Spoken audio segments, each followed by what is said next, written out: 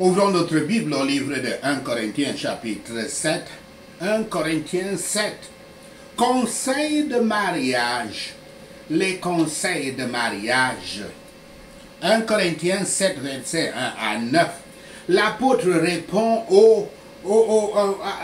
à plusieurs questions sur le mariage. Venant juste de dire à ses lecteurs de fuir les péchés sexuels, d'excommunier et de se séparer de ceux qui sont immoraux sexuellement, Paul se tourne vers l'option du mariage. Dans une correspondance précédente, il avait reçu des questions sur le sujet. Aucune surprise depuis lors, les valeurs culturelles grecques, tout comme les valeurs occidentales actuelles, déforment les enseignements bibliques sur le mariage aux deux extrémités de l'échelle. D'une part, le dualisme enseignait que le corps et l'esprit étaient des entités complètement séparées au sein d'une personne. Si rien dans le corps n'a eu d'effet spirituel durable, pourquoi ne pas s'engager librement dans l'hédonisme? Une autre philosophie était l'ascétisme, où l'on cherchait à purifier son esprit en privant son corps de tout plaisir, sexuel ou autre. Ayant déjà abordé l'hédonisme au chapitre 5 et 6, Paul se concentre sur l'ascétisme. L'apôtre dit aux Corinthiens qu'il était bon à ce moment-là, à cette époque-là, que les disciples du Christ se maintiennent célibataires, restent célibataires. Pourtant, il dit que le mariage et le confort de cet état sont réglés par la sagesse divine.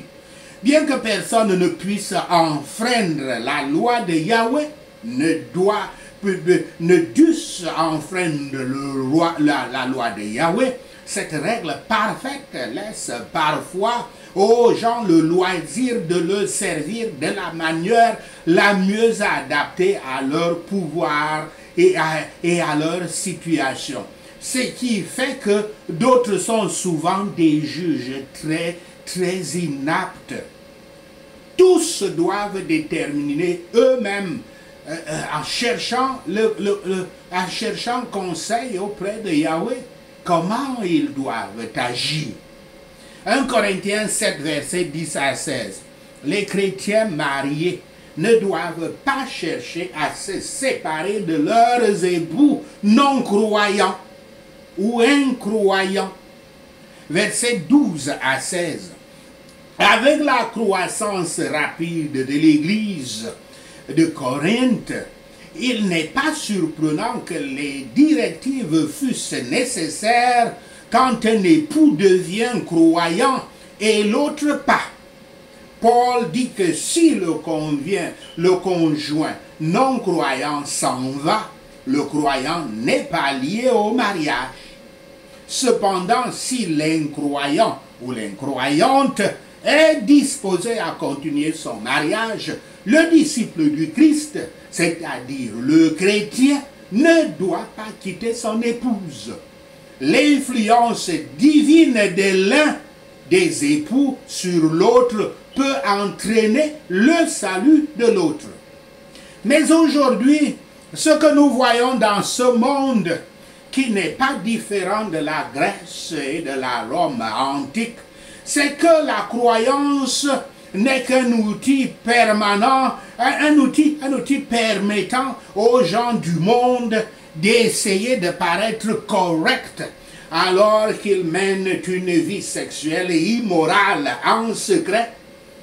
J'avais regardé un élément vidéo où un journaliste demandait aux femmes nigérianes avec combien d'amants vivaient-elles Et bien que le nombre variait de 2 à plus de 10, la façon dont elles gèrent leurs multiples amants est intéressante. Elle s'assure juste que deux amants ne se rencontrent pas. Et quand ils le font, quand ils se rencontrent, le mensonge est leur meilleur outil. Elles attribuent des noms codés dans les contacts de leur téléphone portable, s'assurant d'effacer les messages voix et textes, et etc., etc. Beaucoup vont en mariage guidés par de tels intérêts et stratégies, ce qui se voit au degré de respect qu'elles témoignent à leurs époux et les problèmes que leurs enfants adultères traversent. La question se pose donc de savoir qui est un croyant et qui ne l'est pas, puisque la plupart prétendent être des croyants aux yeux du monde et de leurs enfants. Puisse notre Père Yahweh protéger et guider le disciple du Christ, le chrétien, qui vit avec un conjoint ou une conjointe mondaine, feignant une vie chrétienne, mais menant en réalité une vie sexuellement immorale en secret. L'homme et la femme ne doivent pas se séparer pour une cause autre que celle permise par le Christ. Le divorce à cette époque était très courant chez les Juifs comme chez les gentils, sous de très légers prétextes. Le mariage est une institution divine, un engagement pour la vie, par la nomination de Yahweh, par la nomination de Yahweh. Nous sommes tenus, autant que nous avons en nous, de vivre en paix avec tout le monde, comme cela est écrit dans Romains 12, verset 18. Donc, de promouvoir la paix et le réconfort de nos plus proches parents, relations, même s'ils sont mécréants. Ce devrait être le travail et la méditation de ceux qui sont mariés, de se rendre aussi à l'aise et heureux que possible. Un chrétien devrait-il abandonner son mari ou sa femme lorsqu'il existe une occasion de donner la plus grande preuve d'amour?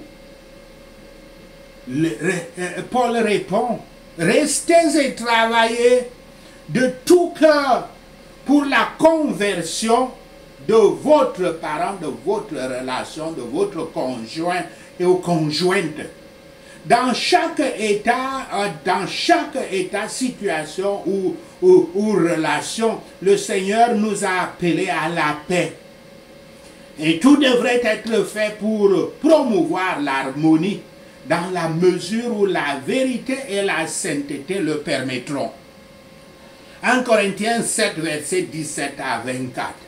Les personnes dans n'importe quelle position fixe devraient habituellement y demeurer à cette position. Voici les conseils de Paul pour ceux que Yahweh a appelés. Devenir chrétien change la vie spirituelle et les perspectives d'une personne, mais cela ne signifie pas qu'une personne changera dans tous les cas. Les gentils restent des gentils. Je voulais dire, voici les conseils de Paul, pas ceux de Yahweh. Donc c'est Paul qui parle ici, lui personnellement. Les gentils restent les gentils, les sorciers restent les sorciers, les esclaves peuvent rester esclaves, mais ne sont pas obligés de le faire s'ils peuvent obtenir leur liberté. De même, heureusement, les célibataires n'ont pas besoin de se précipiter à la recherche d'un partenaire. Et les croyants mariés n'ont pas besoin de rechercher le célibat. Le divorce n'est autorisé qu'en cas d'épouse adultère. Au lieu de cela, tout le monde devrait essayer de faire ce que Yahweh demande. Les règles du christianisme atteignent toutes les conditions. Et dans toutes les conditions, une personne peut vivre de manière à se faire honneur. Il est du devoir de chaque disciple du Christ de se contenter de son sort et de se conduire à son rang et à sa place, comme cela incombe aux disciples de Christ. Notre réconfort et notre bonheur dépendent de ce que nous sommes pour le Christ, pas ce que nous sommes pour le monde. Personne ne devrait penser à faire de sa foi ou de sa religion un argument pour briser ses obligations, pour violer ses obligations naturelles et civiles. Il ou elle devrait rester silencieusement et dans la condition dans laquelle il ou elle est placé par la divine providence. 1 Corinthiens 7, verset 25 à 35. Il était extrêmement souhaitable à cause des jours périlleux à l'époque, des temps périlleux à l'époque, que les hommes se détachent de ce monde. Versets 25 à 29. Paul préférait la vie de célibataire. Mais il insiste sur le fait que ce n'est pas le seul moyen pour les gens d'être fidèles à Yahweh. Cependant, le ministère était la principale préoccupation de Paul. Son appel, qu'il y a peu de temps, peut faire référence au retour de Yahshua le Messie, mais probablement aussi à la brièveté de la vie sur terre. En tout état de cause, Corinthe était prospère à l'époque et les croyants n'y avaient pas encore fait face à la persécution qui devait arriver. Verset 34. Une personne célibataire est très libre de servir Yahweh. Le mariage est un engagement envers une personne, l'engagement d'une personne envers une autre. Et cet engagement requiert du temps et de l'attention. Les gens peuvent servir Yahweh, qu'ils soient mariés ou célibataires. Mais Yahweh n'est pas honoré par la négligence d'un conjoint.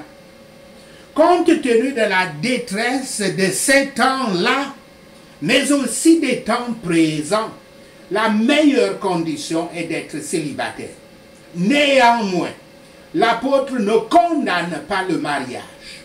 Comme ils sont opposés à l'apôtre Paul, ceux qui, comme donc, c'est une exclamation ici, comme sont donc exposés à l'apôtre Paul, ceux qui interdisent à beaucoup de se marier et les enferment dans des vœux de célibat, qu'ils le fassent ou non. Nous pensons ici, nous avons en esprit ici, le vœu de célibat imposé aux prêtres catholiques. Paul exhorte tous les disciples du Christ à une sainte indifférence envers le monde. En ce qui concerne les relations, ils ne doivent pas mettre leur corps, ils ne doivent pas mettre leur cœur sur le confort de la condition. Quant aux afflictions, ils ne doivent pas se laisser aller au chagrin du monde. Même dans le chagrin, le cœur peut être joyeux. Quant au plaisir mondain, ici il n'y a pas leur repos. Leur repos ne se trouve pas ici. Leur aise ne se trouve pas ici. En ce qui concerne l'emploi mondain, ceux qui prospèrent dans le commerce, dans les emplois et qui enrichissent leur capital devraient détenir leurs biens comme s'ils ne les possédaient pas. Quant à toutes les préoccupations matérielles, ils doivent garder le monde éloigné de leur cœur, afin de ne pas en abuser quand ils l'ont entre leurs mains. Toutes les choses du monde sont du spectacle, rien de solide. Tout sera vite parti. S'occuper des intérêts du monde est un devoir, mais être plein de soins, avoir des soins inquiets et déroutants pour le monde est un péché. Par cette maxime, l'apôtre résout la question de savoir s'il était souhaitable de se marier. Cette condition de vie est meilleure pour chaque personne meilleur pour son âme et la garde le plus garde la personne le plus à l'écart des soucis et des pièges du monde.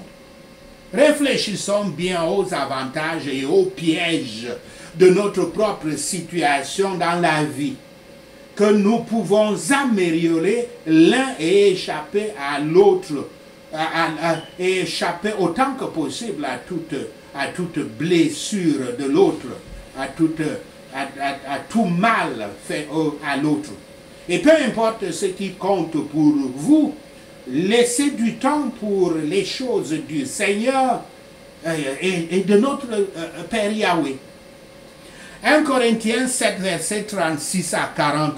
Il faut faire preuve de prudence dans le mariage. Il devrait être seulement dans le Seigneur Yahshua Christ. On pense que l'apôtre donne ici des conseils sur la disposition des enfants dans le mariage. Dans cette vue, le sens général est clair. Les enfants devraient rechercher et suivre les instructions de leurs parents en ce qui concerne le mariage. Et les parents devraient écouter les souhaits de leurs enfants et non pas de conclure qu'ils ont le pouvoir de faire d'eux ce qu'ils veulent et dicter comme bon leur semble, sans raison. L'ensemble est renfermé dans des conseils aux veuves. Les deuxièmes mariages ne sont pas illégaux, de sorte qu'on garde en esprit de se marier dans le Seigneur Yahshua Christ. Dans notre choix des relations et des changements de conditions, nous devrions toujours être guidés par la peur de Yahweh, la crainte de Yahweh et les lois de Yahweh, et agir en dépendance de la providence de Yahweh. Un changement de condition ne devrait pas être fait d'après un examen, ne devrait être fait qu'après un examen attentif des prières et des motifs probables, des motifs sérieux, pour qu'ils soient avantageux pour nos préoccupations spirituelles. Pour éviter les situations déplaisantes aux yeux de Yahweh, où l'on négligerait un conjoint, ou se disputerait tout le temps avec un conjoint, il serait préférable que certains disciples du Christ soient célibataires jusqu'au jour où le Saint-Esprit leur montrera la condition qui convient pour eux et leurs épouses ou époux nommés par Dieu. Car Yahshua Christ doit être le roi des deux époux pour que le mariage soit valable, vaille la peine et qu'il soit solide. Si l'un des époux ne craint pas et n'obéit pas à Yahweh, l'union conjugale est inutile et peut même être préjudiciable. Sachez ceci et le Seigneur Yahweh vous bénira. Prenons ces points de prière basés sur 1 Corinthiens 7. Il est bon pour le disciple de Christ de ne pas avoir de relations sexuelles avec une femme au nom de Yahshua le Messie. Mais puisque l'immoralité sexuelle existe, chaque homme devrait avoir des relations sexuelles avec sa propre femme et chaque femme avec son propre mari au nom de Yahshua le Messie. Le mari doit s'acquitter de ses obligations conjugales envers sa femme, de même que la femme envers son mari au nom de Yahshua le Messie. La femme n'a pas autorité sur son propre corps, mais cède cette autorité à son mari au nom de Yahshua le Messie. De même, le mari n'a pas autorité sur son propre corps et cède le corps, cède cette autorité à sa femme au nom de Yahshua le Messie. Les conjoints ne doivent pas se priver l'un l'autre, sauf d'un commun accord, et pendant un certain temps, afin de pouvoir se consacrer à la prière au nom de Yahshua le Messie.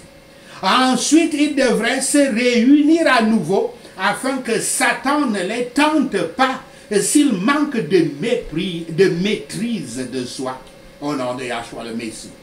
Comme concession et non pas selon le commandement de Yahweh, chaque disciple du Christ devrait être célibataire au nom de Yahshua le Messie.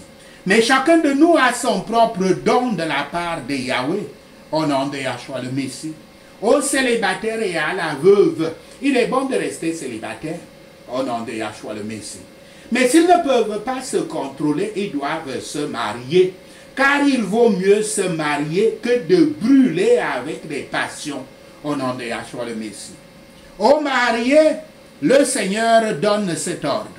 Une femme ne doit pas se séparer de son mari au nom de Yahshua le Messie. Mais si elle le fait, elle doit rester célibataire ou être réconciliée avec son mari. Et un mari ne doit pas divorcer de sa femme à cause du lien d'âme qui les lie tous les deux au nom de Yahshua le Messie. Quiconque divorce de sa femme, sauf pour l'immoralité sexuelle, et épouse une autre femme, commet un adultère au nom de Yahshua le Messie. Car au commencement de la création, Dieu créa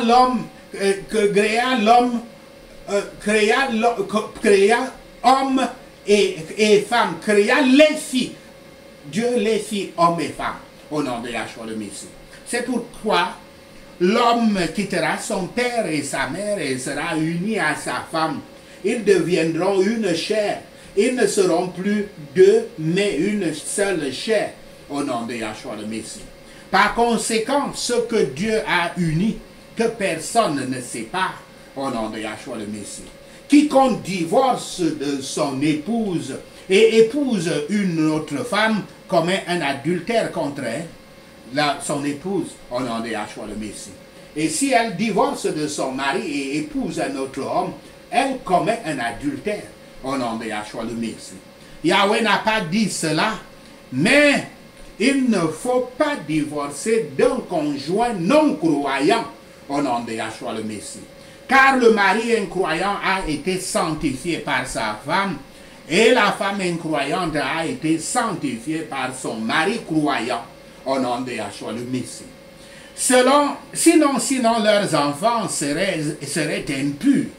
Mais comme c'est le cas pour leurs parents unis par le mariage et qu'ils sont fidèles, ils sont saints au nom de Yahshua le Messie. Et si l'incroyant abandonne le mariage, il faut que je le laisse ainsi au nom de Yahshua le Messie. Je ne suis pas lié dans de telles circonstances, car Yahweh m'a appelé à vivre en paix au nom de Yahshua le Messie. Savez-vous, femmes, si vous allez sauver votre mari, ou savez-vous, mari, si vous allez sauver votre femme au nom de Yahshua le Messie? Je vivrai comme un croyant dans la situation que le Seigneur m'a assignée. Comme Yahweh m'a appelé, telle est la règle établie par l'apôtre Paul dans toutes les églises au nom de Yahshua le Messie. Ce quiconque, c'est de garder les commandements de Yahweh. Chaque personne doit rester dans la situation dans laquelle elle se trouvait lorsque Yahweh l'a appelé au nom de Yahshua le Messie. Étais-je un esclave quand j'ai été appelé? Je ne laisserai pas cela me troubler, bien que si je peux obtenir ma liberté, je dois le faire au nom de Yahshua le Messie. Celui qui était esclave lorsqu'il a été appelé à croire est la personne libérée du Seigneur. De même, celui qui était libre quand on l'a appelé est l'esclave du Christ au nom de Yahshua le Messie. J'ai été acheté à un prix. Je ne deviendrai pas esclave des autres êtres humains au nom de Yahshua le Messie. En tant que disciple du Christ, je garderai à l'esprit que le temps est compté au nom de Yahshua le Messie. Si j'ai une femme ou je vivrai comme si ce n'était pas le cas. Si je suis heureux, je vivrai comme si je ne l'étais pas. Si j'achète quelque chose, je ferai comme si ce n'était pas à moi de la garder au nom de Yahshua le Messie. Si j'utilise les choses du monde, je vivrai comme si je n'étais pas absorbé par le monde au nom de Yahshua le Messie. Car ce monde, dans sa forme actuelle, est en train de disparaître. Je devrais être libre de tout souci au nom de Yahshua le Messie. Un célibataire s'inquiète des affaires du Seigneur. Comment il peut plaire au Seigneur au nom de Yahshua le Messie. Mais un homme marié est préoccupé par les affaires de ce monde. Comment il peut plaire à sa femme et ses intérêts sont partagés au nom de Yahshua le Messie. Une femme célibataire ou vierge se soucie des affaires du Seigneur. Son but est d'être dévoué au Seigneur à la fois dans son corps et dans son esprit au nom de Yahshua le Messie. Mais une femme mariée s'inquiète des affaires de ce monde. Comment faire plaisir à son mari au nom de